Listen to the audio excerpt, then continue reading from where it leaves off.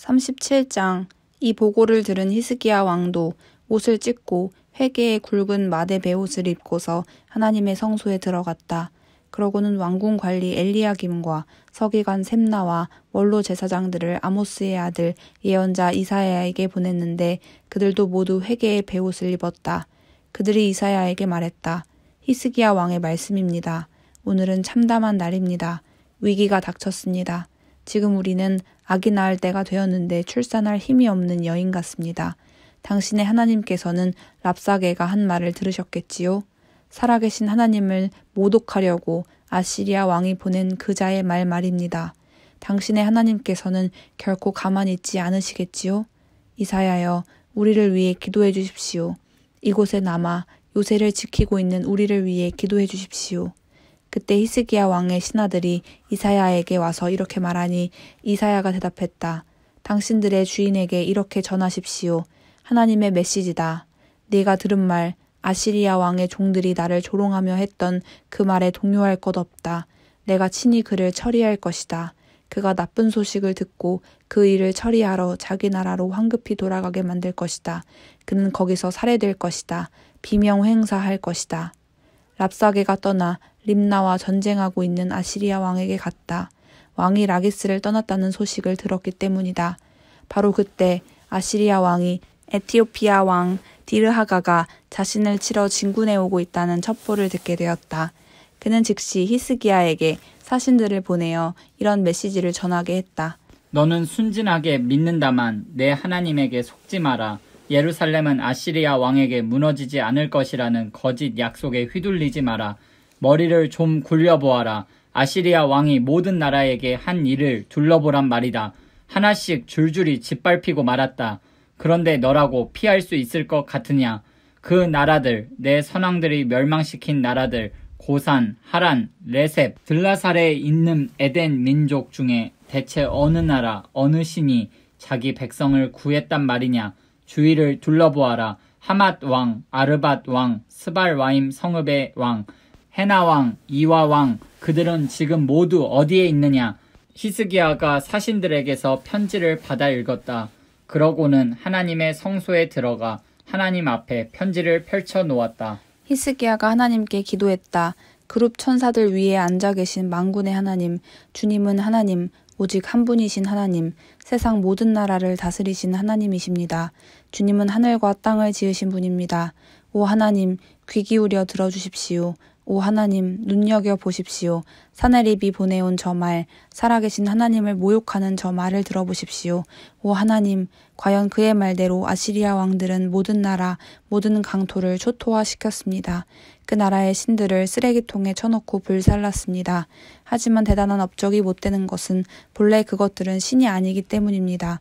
모두 작업장에서 만들어진 신, 나무를 자르거나 돌을 조각해 만든 신들에 불과하기 때문입니다. 신이 아닌 것들이 최후를 맞은 것일 뿐입니다. 그러니 하나님, 오 우리 하나님, 속히 나서 주십시오.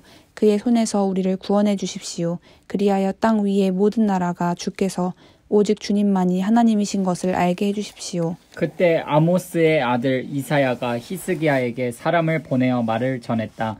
하나님 이스라엘의 하나님의 메시지입니다. 내가 아시리아 왕 사네립의 일로 내게 기도했으니 나 하나님이 너에게 대답한다. 사네립아, 처녀딸 시온에게 너 따위는 안중에도 없다. 그저 멸시뿐이다. 딸 예루살렘은 내게 침을 뱉고 획 가버린다. 너는 여러 해에 걸쳐 내가 누구를 조롱하고 욕했는지 아느냐? 여러 해에 걸쳐 누구를 우습게 여기고 모욕했는지 아느냐? 바로 이스라엘의 거룩한 이다.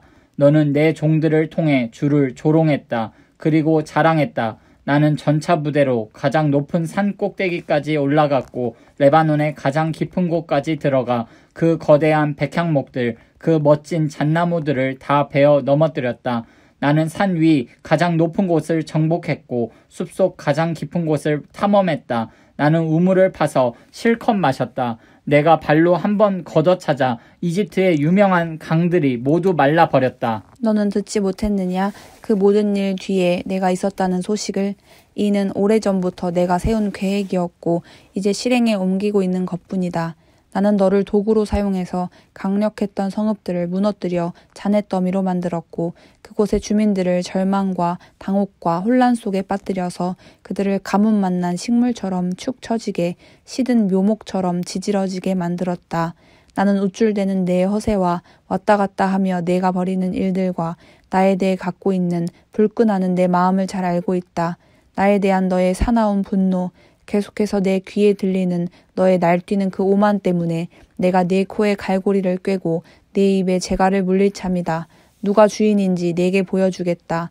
내가 너를 내가 왔던 곳으로 되돌려 보낼 것이다. 그리고 히스기야야, 이것은 내게 주는 확실한 표징이다. 올해의 수확은 땅에 떨어진 것들이나 줍는 정도로 보잘것없고 내년도 별로 다르지 않을 것이다. 그러나 3년째가 되면 씨 뿌려 거두고 파종하고 추수하는 농사일이 정상을 되찾을 것이다. 유다의 남은 백성이 뿌리를 내려 새 출발할 것이다.